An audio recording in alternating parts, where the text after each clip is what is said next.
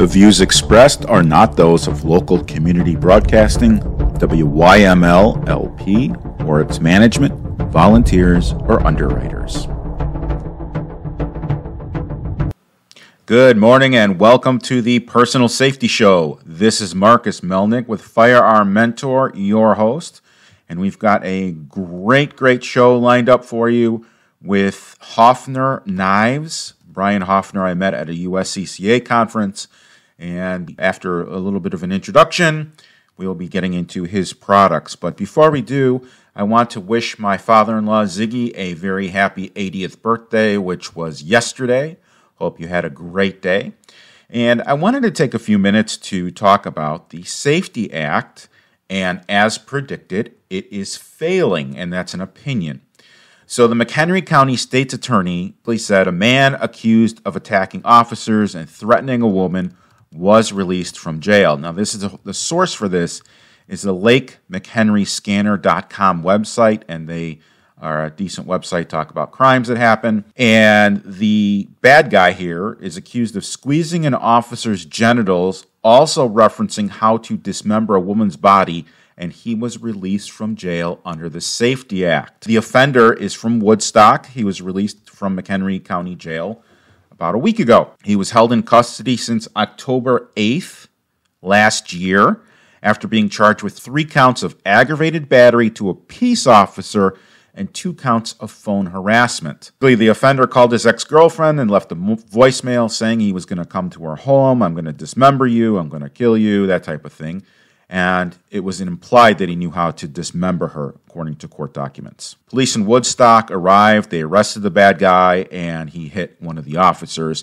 He also allegedly bit an officer and grabbed the officer's testicles. He has a criminal history of 15 arrests and 2 prior sentences for drug offenses in the Illinois Department of Corrections, and he's been ordered to complete drug counseling services within the next couple years. He was held in custody because he did not have the financial ability to post bond. So what he did was he had his attorney file a petition for release after the Pretrial Fairness Act of the Safety Act, which ended cash bail, went into effect September 17th. Aggravated battery charges are non-detainable under the new law, and I'll get to that list, but phone harassment charges are detainable. How does that make sense? It doesn't. Prosecutors argued that he should be held in jail because of his threat involving great bodily harm towards a female victim. I talked to a police officer about this, and he told me that the offender put 3 bullet holes through the garage. 2 of the projectiles were not found. One of them was retrieved from a wall. When they stopped him, he did not have a gun in his car, but there were 3 9mm casings. They were ultimately matched up, and he was the offender, although he has not had his trial yet, so that he is the alleged offender. So he's ordered also to have no contact with his ex-girlfriend, can't use drugs or alcohol, and he's got to have random substance abuse screenings and live in a sober home. This failure is an objectively bad law, according to the McHenry State's Attorney. There's also a second defendant who may be a danger to the community, who was released about a week and a half ago. This defendant was charged with possession of a look-alike substance with intent to deliver. So he was found with 30 counterfeit alprazolam tablets and text messages to show that he arranged the sale of the counterfeit tablets.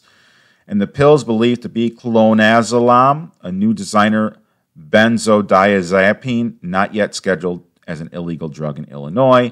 And the drug has been involved in overdose deaths in McHenry County.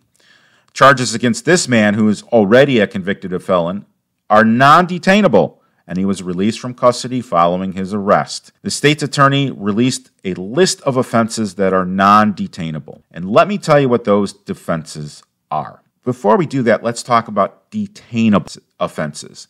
These are the ones where a subject or an offender can be held, and they include attempted first-degree murder, criminal sexual assault, including predatory, armed robbery, residential burglary, aggravated battery of a senior citizen, forcible felony related to organized gang activities, vehicular hijacking or carjacking, stalking, including aggravated stalking, domestic abuse, domestic battery, including aggravated charges, All sex offenses except public indecency, adultery, fornication, or bigamy, aggravated or reckless discharge of a firearm, armed habitual criminal, involuntary servitude, and trafficking in persons.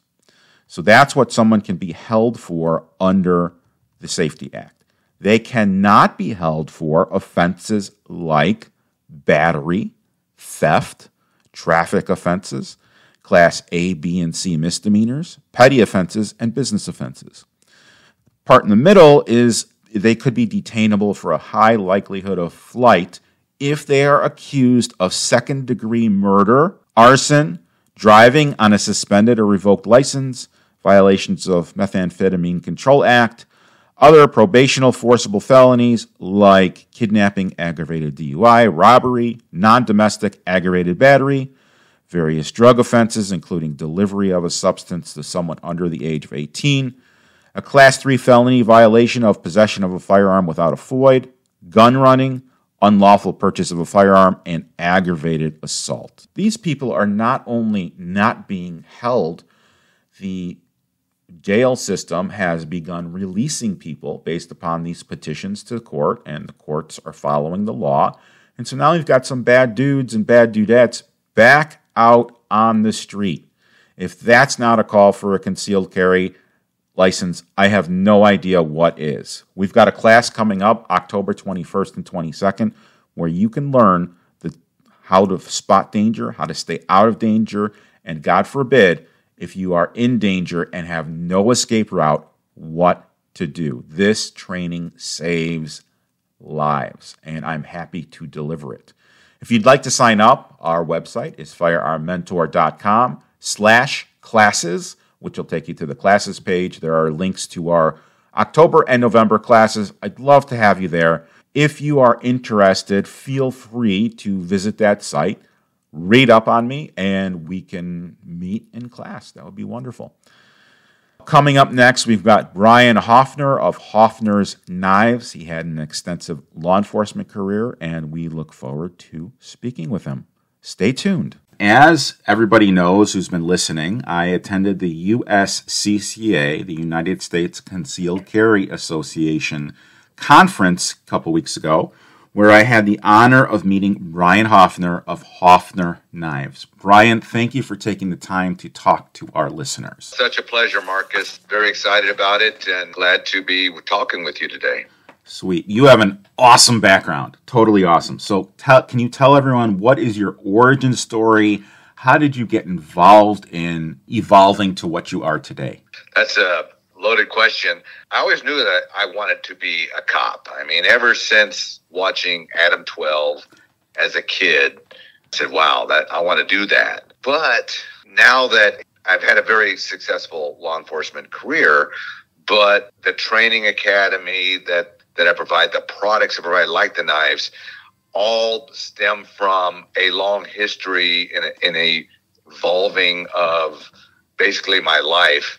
And I had a really fateful day when I was in middle school. I used to catch the bus at the high school for middle school, and I was sitting there on the stoop of a back door where I would sit every morning and read. I remember I was reading The Spirit of St. Louis and waiting for my bus, and I see these shoes step into my vision, and I kind of look at the black core frame shoes. I look up, and they're khaki pants, and then I see the camp shirt buttoned at the top, and I keep looking up, and there's this gangbanger wearing a bandana, and I just stare at him, and he says, "Hey, punk, get off my scoop." And I started to explain to him, "Excuse me, but this is public property. This is a school grounds. This is not your stoop. This is a public stoop," and trying to explain, and he would have nothing of it.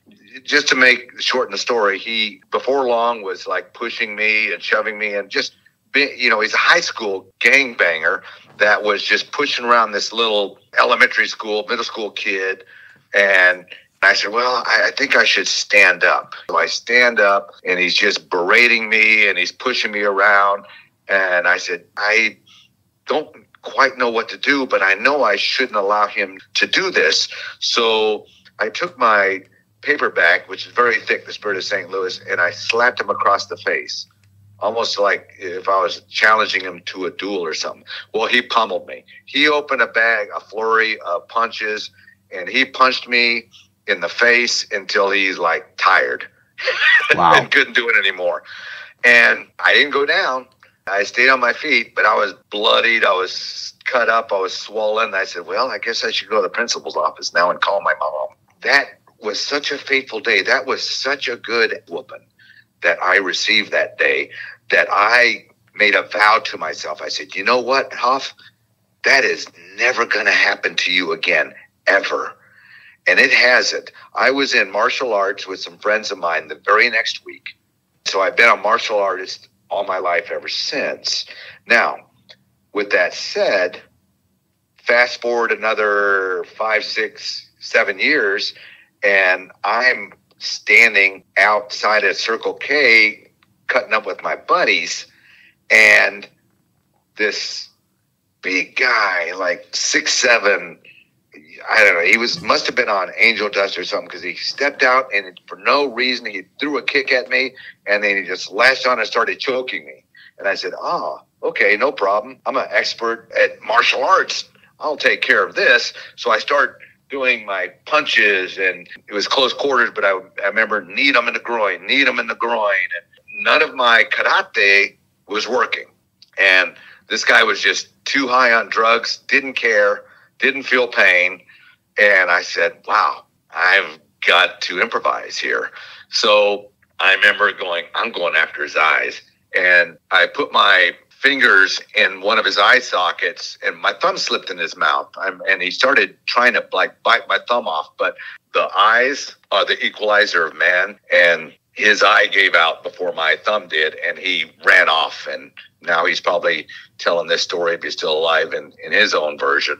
But the lesson I learned that day is you got to have more than just hands to defend yourself. And why not have more than hands? Because there is an evolution and weaponry, and that's the reason there's so many knives, guns, different forms of everything, because it's to each his own. But there's no reason not to have that. So I joined the military, and I was sent to the Philippines to work an attack dog, which was wonderful. By the way, I enjoyed it. It was so much fun. It was like the golden age of canine. And we were just basically given a blank check to defend the base, which was 26 miles of perimeter and jungle.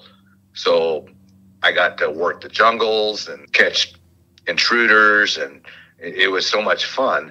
But while I was there, I continued my martial arts training, which included knives, of course. It's the Philippines, right? There's a lot of knife stuff going on in the Philippines. So I started working with knives there, and I thought to myself, wow, this is such a wonderful tool in your defense, because it's just so darn effective in close quarters. And let's face it, that's where the threat is for the most part when people are attacked. They're close quarters. Bad guys get close, and they either distract you or they give you a false sense of security with a ruse of some kind, right, and then they attack. So the knife is the equalizer of man. When you have the knife is the equalizer of your defense. I love firearms, believe me. With my training academy, I train in all aspects of defense, whether it's empty hands, knife, pistol, shotgun, rifle, tactics, right, family safety, all those things. The knife is just so easy to carry, so light, so small, but yet so darn effective. So I learned a lot in those two situations that really influenced where I ended up in my life. Once, I got to tell you, after I separated from the military, and I joined the military because even though I wanted to be a cop, I knew that's what I was going to do, I was too young. At 17, I joined the military, and I had to have my mom and dad sign to allow me to, because I was under 18. But I couldn't be a cop till I was 21. So gave me experience, and I saw the world, had a lot of fun until I joined the Houston Police Department in February of 1982. And finally, I was the honor graduate of my class. I mean, I was all in. I was just all in because I just really wanted to be a cop, and I was digging it. So I graduated, and I was assigned the Rock, Northeast, the roughest, toughest station, beat, district in Houston. And I did a lot of policing while there. My big thing was car thieves and rapists. And those were like my big pet peeves. Those are the guys I went after the most. But I got to tell you, I learned so much there too, Marcus. And I learned that I'm sure you've heard that it's great to know that the police are just minutes away when you have seconds to live. Yes. And it is so true. And I got there in time to conduct an investigation, make chalk lines on the pavement, and try to find the culprit who committed this crime, who beat this person within an inch of their life or killed them. I just learned that we can't protect these people. These people need to protect themselves. So in 1985, I started Hoffner's Training Academy and also started Hoffner's Holsters at the same time so I could train and outfit people to do it themselves. And I started studying the science of the fight, which to me is just incredibly interesting, combining the use of equipment, body, and mind to win, and to win that ultimate situation, that ultimate fight, using it also to win the small fights of everyday life. In other words, be successful, but also use that same science to win the ultimate fight for life, and where second place is dead. Second place is first loser. And then I applied that to my training. And I'm sure you've heard the acronym KISS, Keep It Simple, Stupid. Yes. And so I try to apply that in all my training without going into the whole lecture of the science of the fight. I created the cycle of reaction, which when you react to a stimuli, particularly a deadly stimuli, you have to perceive it. So you have to be aware. You have to maintain awareness at all times. And then you have to, when you perceive that something is about to happen, you have to choose what it is you're going to do. So it's very important in my training program that we keep that portion of the cycle very minimal so that we have a toolbox, a mental toolbox, a toolbox in our reactive mind that has very good tools, but minimal tools. So first of all, it's easy to choose which tool you're going to use, and then it's easy to polish those tools and keep them polished. I call it the reactive toolbox. So you choose the option that is reduced in that toolbox, clean and neat and polished, and then you perceive, choose, and then you act. You put it into action, and you give it everything you have.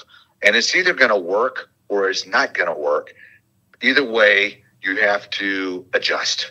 So you then adjust. The need to adjust is a perception. You need to perceive that. So it is a cycle. You have to go right back to perceive again so that you can either do something else, doing the same thing over and over and over and expecting a different result is Einstein's definition of insanity. Right. Or you turn it off because it did work so that you don't become the bad guy on the 6 o'clock news.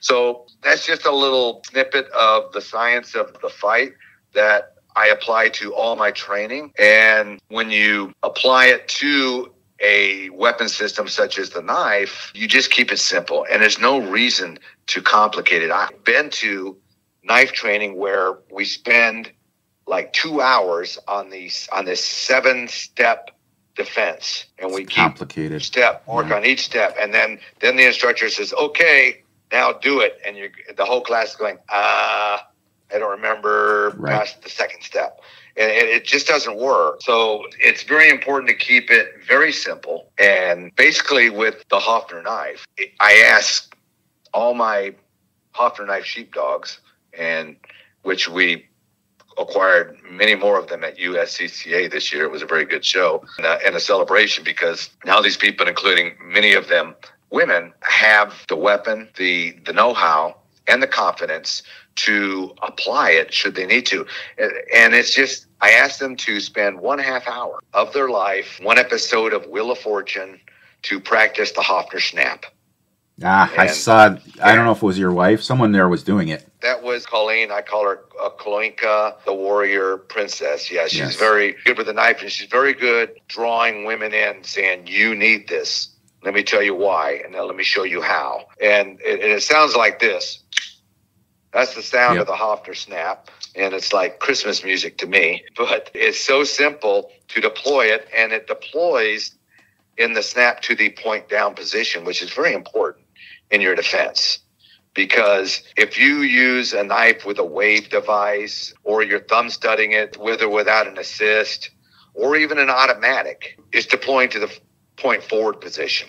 So in a point forward position, you're like stabbing, and then you have to be very accurate when it comes to a moving limb or something, trying to stop that limb from penetrating your defense and conking you on the head or whatever the attack is. Defense of your defense later, if you survive that situation, the attorney for the attacker is going to call it a stab. And he's going to call that automatic knife a switchblade, as they should. That's what attorneys do. And they're going to use it against you. So the Hoffner knife is nothing more than a traditional American pocket knife, no assists, no springs, no automatics, no switchblade, but with the Hoffner snap, with 1/2 hour practice, one episode of Wheel of Fortune, by the final spin, you're a black belt. Because after that snap, which you're now confident with that you will deploy, which is gross motor skill, does not require a thumb stud, does not require a button. It's gross motor skill. All it is either block, and they're skinning themselves on your block, or moving the blade back and forth. And if they reach into your blender, either situation, they're cutting themselves. You're not cutting them. So it's beautiful. Now, it is a rear grip hold system.